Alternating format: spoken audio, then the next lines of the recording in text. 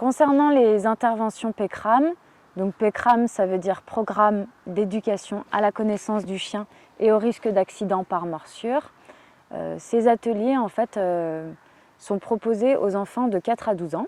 Le but c'est vraiment de leur expliquer le langage canin et les comportements à adopter en intérieur ou en extérieur avec les chiens afin d'éviter tout ce qui est risque de morsure, mais aussi pour favoriser l'harmonie entre les enfants et les animaux. L'Institut national de veille sanitaire recense 22 000 cas de morsure, touchant beaucoup d'enfants âgés entre 5 et 9 ans. À noter que 50% des morsures sont au niveau du crâne et du visage chez les 5-9 ans, dû à leur petite taille. Ainsi, dans la plupart des cas, il s'agit juste de méconnaissance en fait, du langage canin par les enfants. Par exemple, quand un enfant voit un chien qui monte les dents, il peut penser en fait qu'il sourit et donc il va aller vers lui, alors qu'en fait il lui dit de le laisser tranquille. Donc selon l'INVS, il n'y a pas de race plus dangereuse. Un chien ne naît pas dangereux, il le devient par défaut d'éducation ou de connaissance de ses besoins.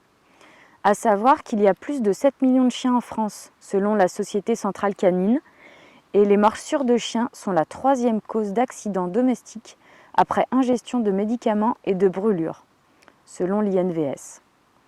L'impact de l'éducation du langage canin auprès des enfants et des adultes est donc significative. Sans éducation, 50% à 65% des enfants de 3 à 5 ans et 17% des adultes ne savent pas distinguer un chien stressé ou peureux d'un chien heureux. Alors qu'avec éducation, 17% des enfants de 3 à 5 ans et 0% des adultes ne savent pas distinguer un chien stressé ou peureux d'un chien heureux.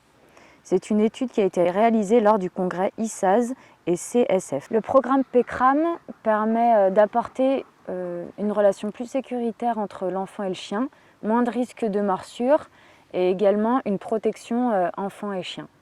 Il faut souligner que PECRAM a été soutenu par le ministère de l'Agriculture et de l'Alimentation où Chantal Hazard, la créatrice, a été reçue 3 fois pendant l'année de création du programme. Il a également été présenté à la communauté scientifique, à l'École nationale vétérinaire d'Alfort et l'Ordre national des vétérinaires, ainsi qu'au ministère des Solidarités et de la Santé.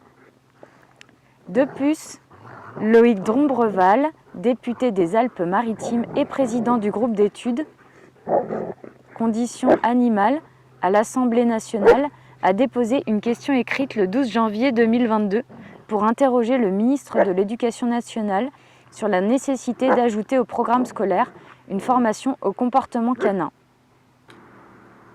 Je propose des interventions PECRAM d'1 heure ou 2, dans l'ouest lyonnais ou à Coise, chez moi.